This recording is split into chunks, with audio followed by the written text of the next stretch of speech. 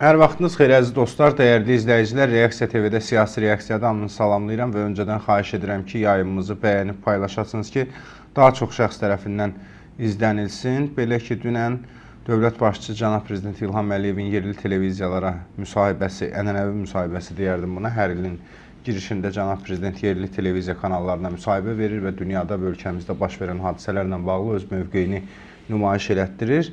Biz yaxın dəqiqələrdə bu və digər mövzuları, istər ölkə gündəmi, istər dünya gündəmini müzakirə edəcək Ümid Partiyasının sədri İqbal Ağazadə ilə. Hər vaxtınız xeyir İqbal bəy, xoş gəldiniz. İqbal bəy, elə bu məlum cənab prezidentin müsahibəsindən başlayaq. İzlədinizmi? Nə qənaətə gəldiniz bu müsahibədə? Hansı mesajlar verildi? Hansı yeni müjdələr hiss etdiniz həmin müsahibədə? Təşəkkür edirəm. İzlədim əlbəttə. Əvvəldən axıra qədər çıxışa baxdım. Bir neçə istiqamətdə bölmək olar. Həm daxili siyasətlə bağlı, sosial vəziyyətlə bağlı, həm yeni idarə etmə formaları ilə bağlı və formalara keçidlə bağlı, həm xarici siyasətlə, həm müdafiə və gələcək sülh perspektivi ilə bağlı və regionda Azərbaycanın gələcək yeri necə olacaq onunla bağlı. 5 istiqamətdə hesab edirəm ki, bölmək olardı bu istiqamətdə. Və mənim üçün ən maraqlı tərəflərindən biri idarə etmədə yeniliklərin ola biləcəyi idi. Birinci il ondan başlamaq istəyirəm.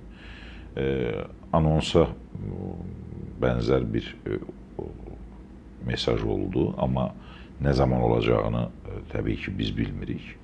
Xüsusilə idarə etmədə yeni formaların Qarabağda və Naxçıvanda tətbiq olunan prezidentin nümayəndəliyi formasında idarə etməyə keçidin ola biləcəyini, ehtimalını irəli sürdü cənab prezident.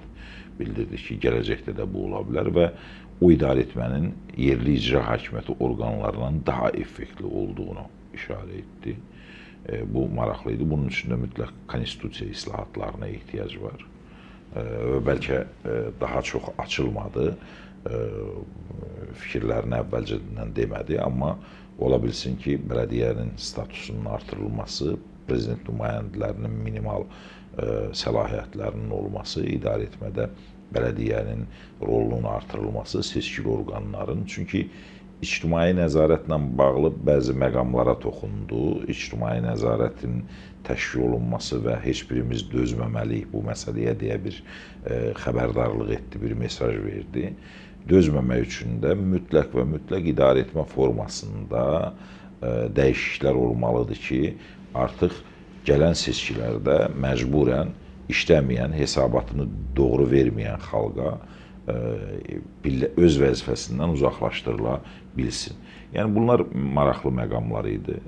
Qəzzada Azərbaycan Silahlı Qüvvələrinin iştirakı sülh məramlı qismində müəyyənləşdi ki, döyüşən tərəflər olacaqsa, Azərbaycan orada iştirak etməyəcək və Azərbaycan heç bir halda döyüşən tərəfdən birinin yanında dayanmayacaq. Amma sülh məramlı missiya olarsa, döyüşdən sonra bağlanılan müqavilədə Kosovada, Əfqanistanda və İraqda olduğu kimi Azərbaycan orada da sülh məramlı kimi iştirak edə bilər. Şəhərin infrastruktur layihələri ilə bağlı maraqlı detallar dedi və qeyd etdi ki, indi nazirlik, müvafiq nazirlik bununla bağlı şəhərin yükünün azaldılması ilə bağlı işlər görür. Amma qeyd edim ki, şəhərin yükünün azaldılması təkcə infrastruktur layihələrinin dəyişdirilməsi və yaxud da hansısa bir nazirliyin görə biləcəyi işdən asılı deyil. Şəhərin yükünün azaldılması üçün mütləq Azərbaycanın 10 illik kənd təsərrüfatı sahəsinin dirçəldilməsi planı işlənilməlidir. Və Azərbaycanın 46% əhalisi ki, rəsmən kənd rayonlarında yaşayır, onlar artıq Bakıya iş tapmağa gəlməməlidirlər, onun yerində işləməlidir. Amma bunun üçün onlara mütləq şərait yaradılmalıdır. Mütləq onlar ölkənin ümumi daxili məhsulunun formalaşmasında bəlli çəkidə, ən azı saylarına və faizlərinə uyğun şəkildə iştirak etməlidirlər. Bugün ümumi daxili məhsulun içərisində kənd təsərrüfatının payı 10%-ə çatmır. Halbuki o ərazidə yaşayan əhalinin sayı 46%-dir. Bunu dəyişməyi bacarmalıdır. Bunu dəyişməsələr, demək ki, Azərbaycanda şəhərin yükünü heç bir vəclə azaltmaq mümkün olmayacaq. yerindən qalxan iş tapmaq üçün, həyat şəraitini düzəltmək üçün mütləq mərkəzi şəhərə qaçır. Və bu artıq Gəncə deyil, Qəbələ deyil, Lənkəran deyil və s.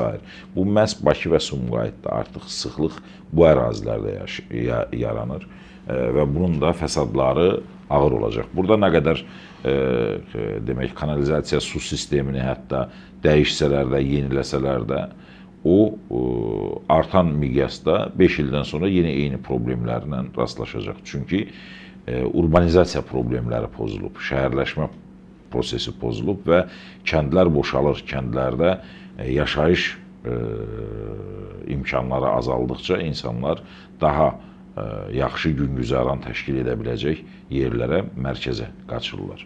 Buna görə də bu istiqamətdə hesab edirəm ki, daha yaxşı işlər görmək üçün 10 illik bir ciddi plan hazırlanmalıdır. Bunun üçün nümunələr var. Kənd təsərrüfatı ölkələri necə inkişaf edib və o nümunələri götürməklə Azərbaycanda yeni forma yaratmaq olar. O cümlədən su mənbələrindən düzgün istifadə ilə bağlı mesaj da maraqlı idi.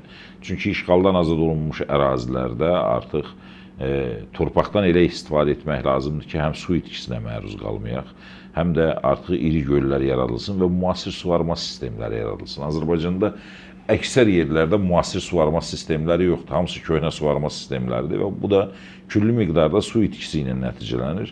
Kəndli də su tapa bilmir. İmkanı olan fermer kimi fəaliyyət göstərən məmur, çinovnik və s.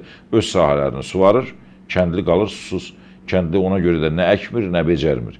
İldən ilə Azərbaycanın kənd təsərrüfatı məhsullarının idxalçısı kimi demək faizləri artır. Azərbaycana qida məhsulları ildən ilə faiz göstərisinə görə artıq idxal olunur. Buna görə də bu istiqamətdə də göllərin yaradılması, içməli su sistemlərindəki problem xüsusi vurğulandı və duzlu suyun şirin suya çevrilməsi, texniki sulardan istifadənin düzgün variantlarının tapılması, bunlar böyük proqramlar tələb edir. Ən maraqlı məqamlardan biri də Azərbaycanın sülh istədiyi idi. Azərbaycanın region üçün sülh çağırışında bulunduğu və müharibənin geridə qaldığı anonsu idi. Bu bir daha göstərirdi ki, Cənubi Qafqaz üçün yeni bir dövr başlayıb və Ermənistanla da sülh müqaviləsi bağlanılacaq. Əslində oradan bir mesaj da verdi revanşistlərə Ermənistan daxilində. Bu Paşinyan olan mesaj deyildi.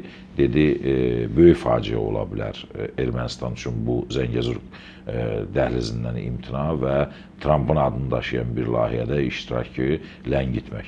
Bu əslində kimlərə idi? Son günlər Moskvadan verilən mesajlar və Ermənistanda da bir hərəkətliyin olması, Rusiyapərəst qüvvələrində bununla bağlı Rusiyasız bu iş olmayacaq deyə bir mövqe ifadə etmələri görünür cənab prezidenti də narahat edib və bu istiqamətdə də öz mövqeyini bildirir ki, bu sizin üçün faciədir. Əslində Paşinyan hökuməti üçün deyil bu mesaj, çünki Paşinyan hökuməti bu layihənin içərisindədir. Bu layihənin içərisində olduğuna görə də ona deyildi mesaj.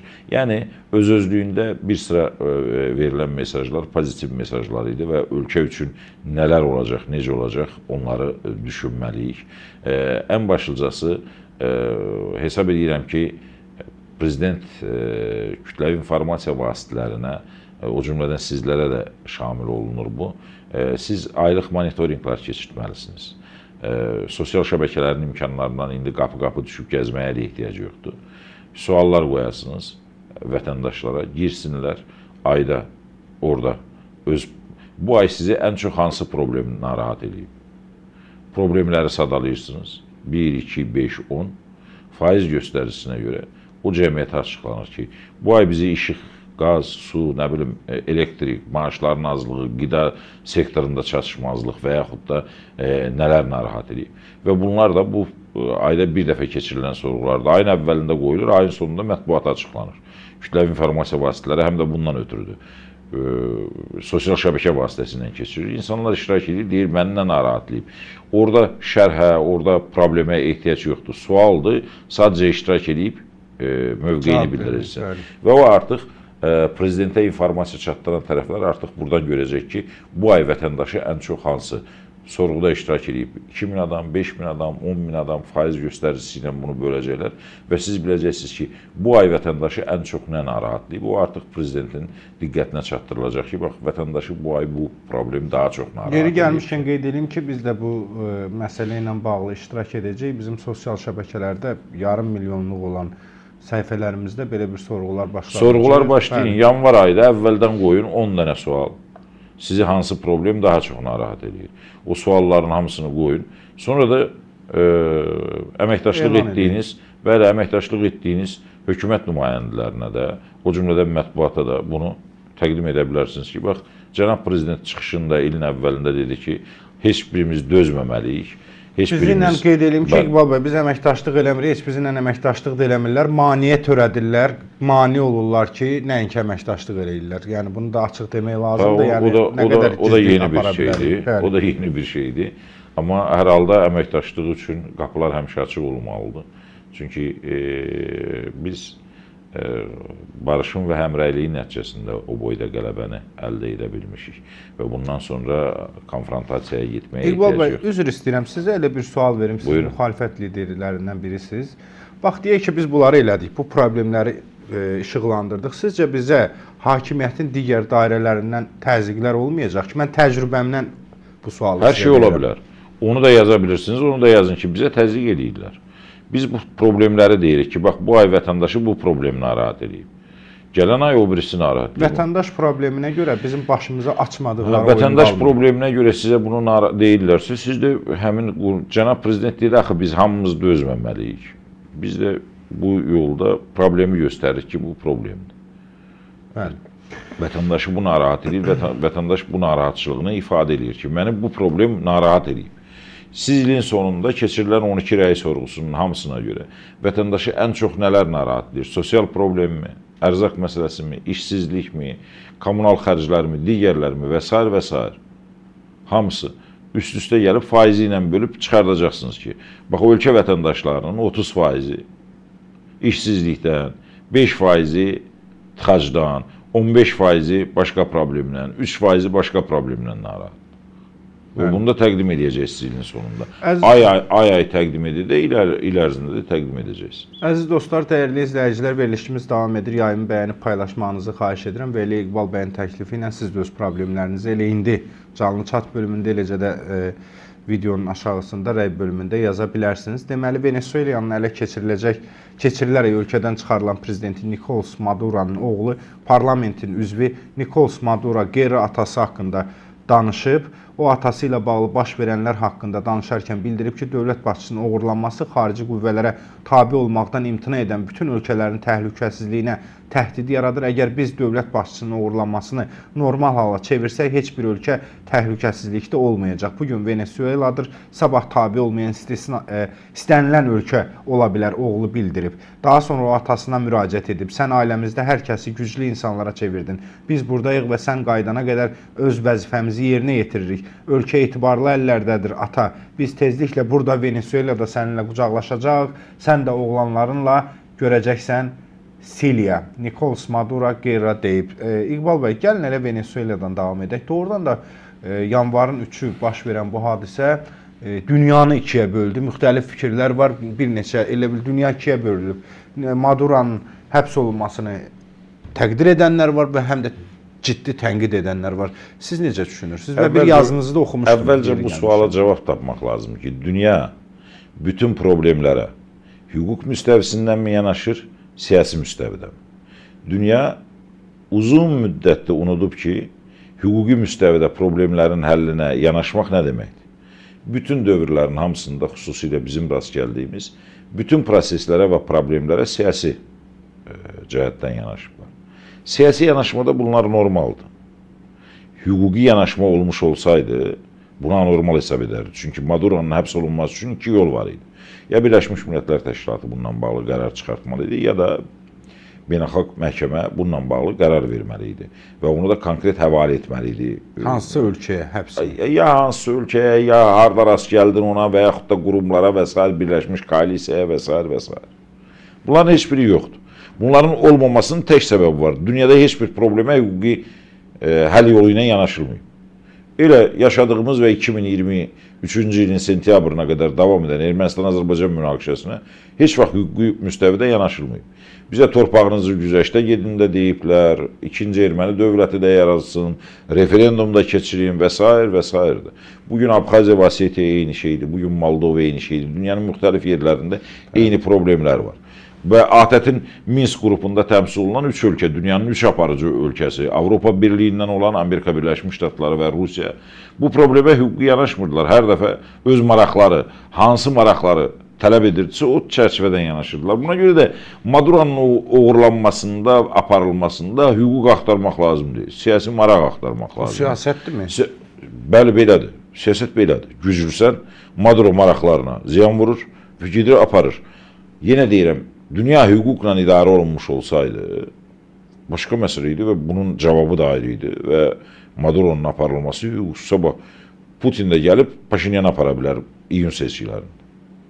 Paşinyan xoşuna gəlməz, hakimiyyətdə qalarsa gəlib ona da apara bilər. Yəni, çox normal bir şey hesab olunacaq. Çünki bu president var artıq, kim güclüdürsə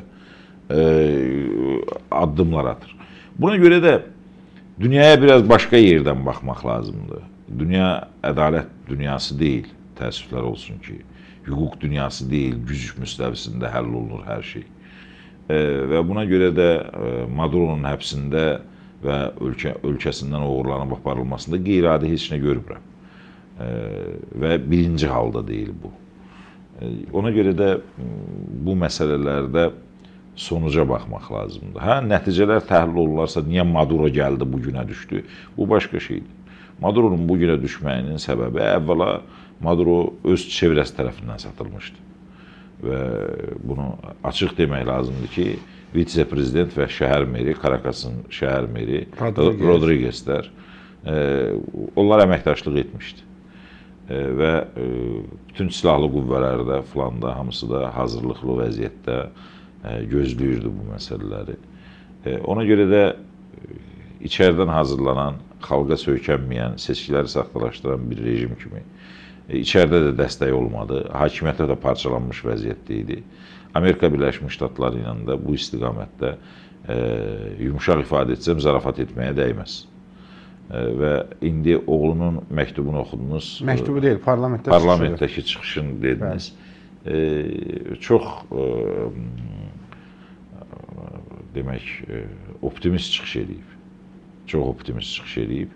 Onların heç biri olmayacaq. Olmayacaq. Yox, o dövr qapandı, bitdi, çıxdı, getdi. Növbəti dövr nə olacaq, ona hazırlaşsınlar. İqbal bəy, bəs Venezuelanın özünü necə, mən istəyərdim siz tamaşaçılarımız da bilsin orada baş verən hadisələri. Məsələn, dünən sizdən əvvəl ADP sədri Sərdar Cəlaloğlu burada idi. Dedi ki, orada minimum əmək haqqı $1. Deputat $180 maaş alır. Yanlış şeydir, $1 nədir? Elə dedi. Yox, deyir də, internet qarşınızdadır, yazın. Bəli. Soruşun, Google-dan açın, süni intellektdən soruşun. Yəni, ən az sizə bir cavab verəcəklər. $1 nədir? Elə bir şey yoxdur, elə bir rəqəmlər də yoxdur. Yəni, oradakı durum necə olub?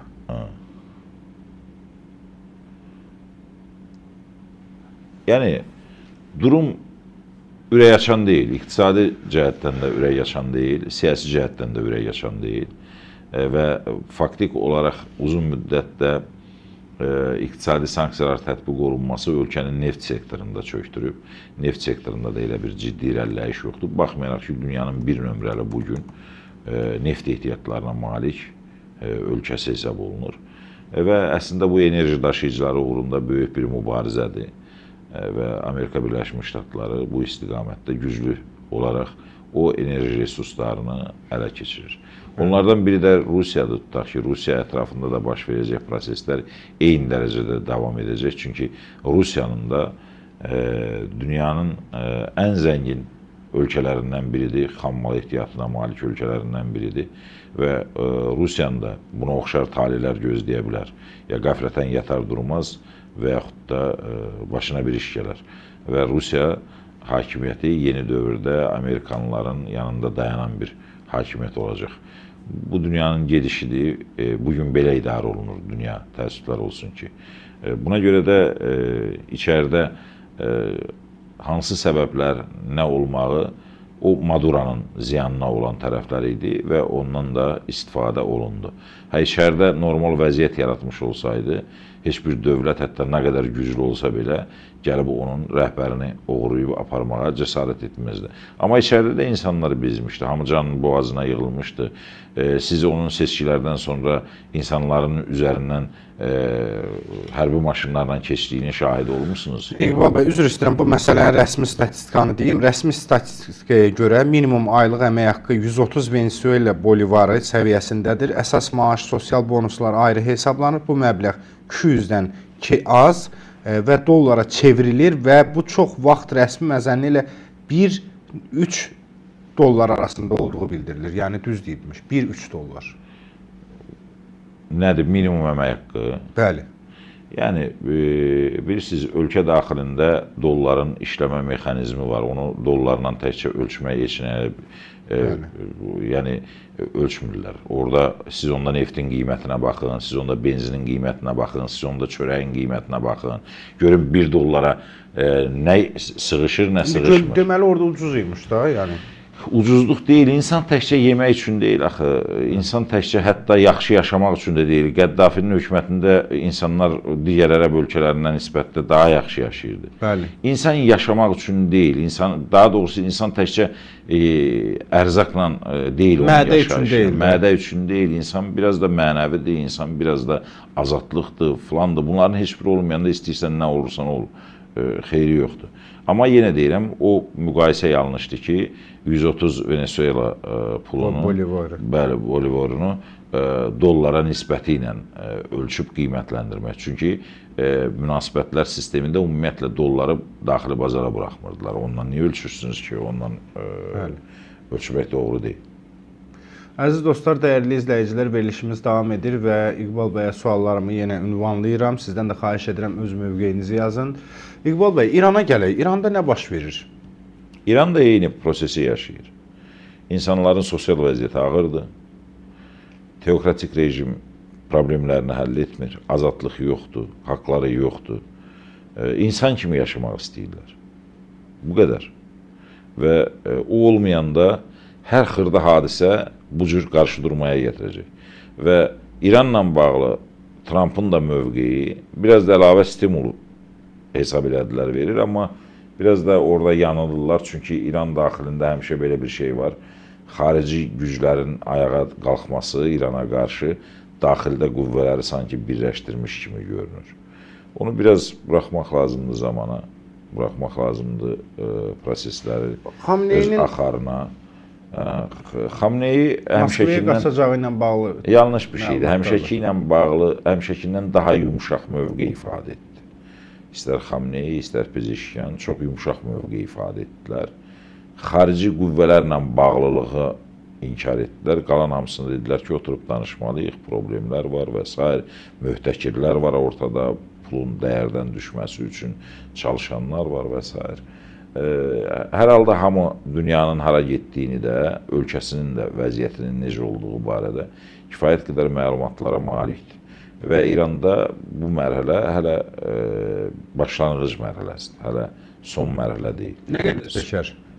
Məncə, dünyadakı hadisələrdən asılıdır. Bəli. Çünki İrandakı proseslər təkcə İran daxili proseslərlə yekunlaşmayacaq.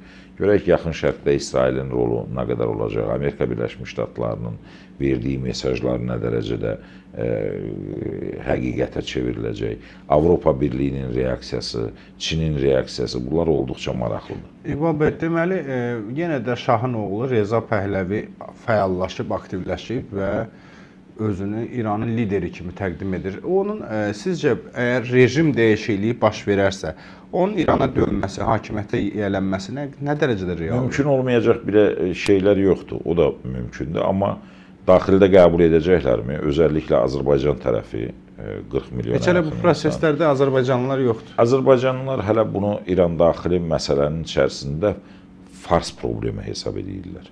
Bunu Azərbaycan problemi hesab eləmirlər. Problem Azərbaycan probleminə çönəndə mütləq onlar ortada olacaqlar və istiqlalını da mütləq tələb eləyəcəklər.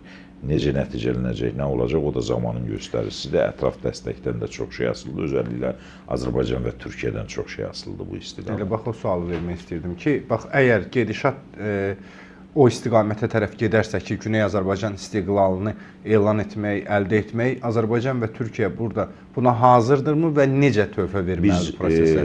Biz yenə deyirəm, biz bütün gücümüzü sərf etməliyik, diplomatik əlaqələrimizi sərf etməliyik, imkanlarımızı, bizə dost olan ölkələrin yanaşmasını çalışmalıyıq ki, o fürsətdən yararlanaq ki, Güney Azərbaycan müstəqil dövlət olsun, istiqlalını qazansın. Nə qədər gücümüz çatacaq, onu demək çətindir. Çünki dünyanı bizsiz bölüşdürürlər. Elə Birinci Dünya müharibəsində də, İkinci Dünya müharibəsində də nə Türkiyə o bölüşdürmədə iştirak etməyib, nə biz iştirak etməmişik.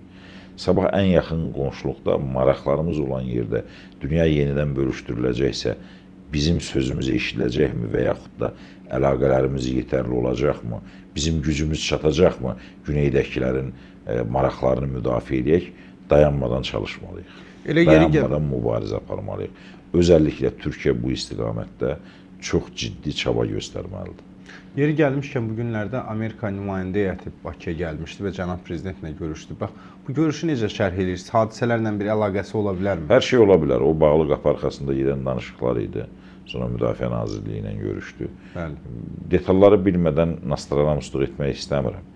Hər hansı bir yorumumu, təxəyyülümün məhsulunu ortaya qoymaq istəmirəm. Amma məsələnin mahiyyəti ondadır ki, hər halda region məsələləri danışılır. O region məsələlərinin içərisində mütləq İran da var, Azərbaycan məsələsi də var.